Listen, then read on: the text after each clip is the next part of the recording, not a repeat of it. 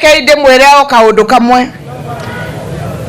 gutire mundu witangathaga ta kingpin wa eneo gutire ukaigwa mundu akiuga mimi ndio kingpin huyo sio kingpin ndeganaga nodo Uhuru Muigai Kenyatta atura ukuri wa muigwa rugamete akauga am the kingpin ithe tiwe waheirwo muthegi ni aria tunywo na angi maroka mahe maritwa mau atia sindio tuheane ki gitio na ni geti important no corona important ne mukono uria gugathie ndamwire no negumwira ndamwire haha kiroko tene nie kwa wa Munyoro dirathie na siwambii na uongo na sitaki uongo mimi kwa wa Munyoro siendi msiningoje huko. Kwa hivyo wale wananifuata wote na waambianga pole pole kwa sababu onareredo mahoya go mathie mweno mwere mikora go bara kana ni wadu mahoya go thiko ici majo nyegeda muke mwena wakware dige. What happened in Mbarire is not a yardstick. To start with, UDA did not win that seat. I can tell you for free. Yeah, that election was buggered. UDA spent over 800 million bribing people. Ministers were there, PSs, heads of parastatals, goons. Even those people who are saying that they won, that they defeated us. Yes, they defeated us in bribing people, in stealing public funds to bribe people. That they defeated us. And they beat us hands down because, one, we cannot steal. Ladies and gentlemen, let's speak about the video clip that we have begun this video with. A video clip of a UDA mobilization team, or let me say a UDA meeting that was held today in Kirinyaga County. Now, this actually takes me back to a question that I had asked earlier up here on this YouTube channel.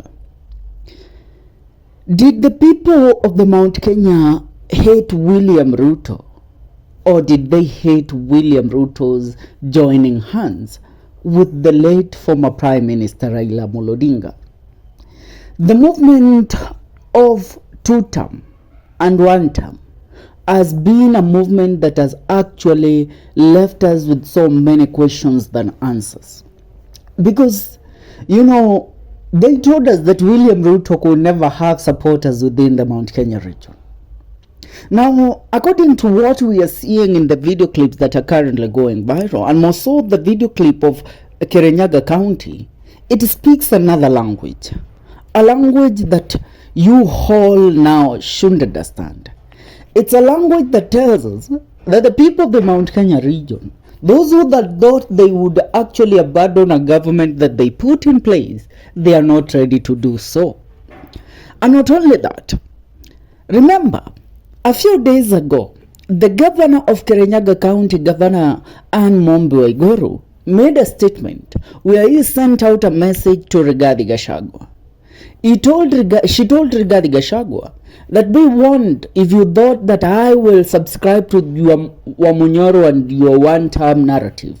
For I am not of that battalion and I'm not going to join your battalion. Now that was a message that Waiguru said it loud and clear. Now allow me to go back into analyzing the relationship between the people of the Mt. Kenya region and William Ruto. And let's exclude the Mt. Kenya West. Let's speak about the Mt. Kenya East. The Mt. Kenya East, here in Kirinyaga County, where you are seeing the two-term narratives being sung, is where actually Mt. Kenya East begins. Are we together?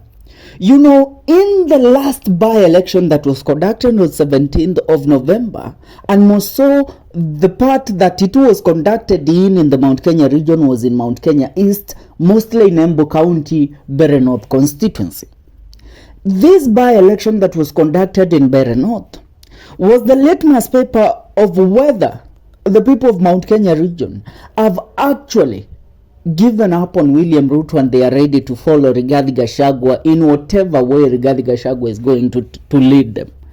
But when we saw that the people of Mbarire North voted for a UDA candidate in the last by-election and the candidate of UDA won, it doesn't matter whether you support the narrative or the win of the UDA of the UDA candidate with the narratives of aliiba kura, alifanya.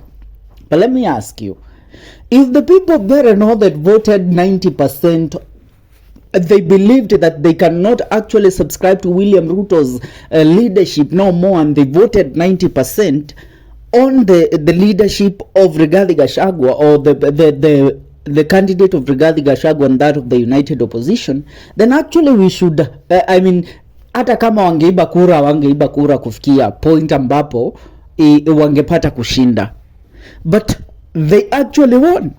Now that actually tilted the narrative. The narrative of you who thought that the Mulima people will be secluded from the government of William Ruto even if he wins a two-term. It's high time you sit down and reason. Because I asked you again and again, do the people of Mt.Kenya East, the people of Mount Kenya, hate William Ruto, or they hated that William Ruto joined hands with Raila Amolo Odinga? And they're actually confirming this. You know, before, there was these narratives that were being peddled by Rigathi Gachagua. Ati jogudethi kagona muguogo ayo. An elephant is not buried with this task, which can actually be monetized. So they have to remove the task, which are the horns of the elephant or a rhino. Are we together? So they were saying, we are attending the UDA meetings to actually get the money that the UDA is giving, but we are not going to vote the UDA government in 2027. Now look at what is happening in Kirinyaga County. You tell me this mobilization and this chance of two-term are chance that are going to head as the moment that this meeting or this UDA mobilization meeting ends. Ladies and gentlemen, it's high time you realize that the more you feed a dog, the more it actually resonates with you and it actually knows you at its owner. And the people of the Mount Kenya region are the greatest beneficiaries of Ruto's loot. Iyo sitakata kusema munitukane msinitukane. The people of the Mount Kenya region are the beneficiaries of Ruto's loot. Because in every meeting that William Ruto organizes, or any leader affiliated with William Ruto organizes in the Mount Kenya region, billions of money are poured there. Millions of money are poured in those meetings to actually mobilize people to attend those meetings, which are led by President William Ruto. And you know what? These people wanakula, wanasahau ya kwamba, wanasahau ya kwamba what we wanted is development, sio chakula ya siku moja ama mbili. Because what I am seeing more so in Mount Kenya East, Mount Kenya East is the block that comprises of Kirinyaga, Embu, Tharaka Nithi, Meru County and Isiolo counties. These are counties of the Mount Kenya region, but they're in the Mount Kenya East. And even Laikipia, part of Laikipia is in the Mount Kenya East. Are we together? So this region actually recognizes Kithure Kindiki as its kingpin. So trying to sway that narrative to tell them to sing the one-term narrative of Rigathi Gachagua, oh my, then you don't know these people. Hawa watu wanajua. The moment they actually disassociate with this government, no development is going to come their way. So they cannot actually leave a government because Rigathi Gachagua said so. And that is why, if Rigathi Gachagua wants to control the mountain, awache kukamp Kiambu, awache kukamp Nyeri, Murang'a, the areas around the Mount Kenya East, he should actually exit them. Mount Kenya West, arudi Mount Kenya East.